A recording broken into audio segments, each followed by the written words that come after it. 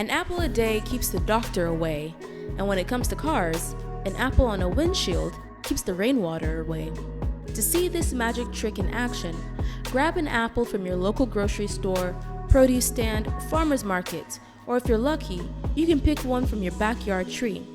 Any variety of apple will do, as your car's windshield does not discriminate. Cut the apple in half and rub it over your entire windshield.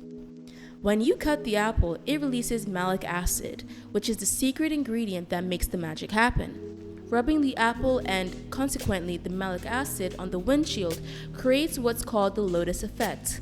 The leaves of a lotus flower repel water. Likewise, the malic acid from an apple repels water when rubbed on the windshield. So when the rainwater falls on a windshield after you rub it with an apple, it won't stick to it. The water just rolls right off, resulting in a clear view. Don't get caught in the rain with blurred windshields and ineffective wipers.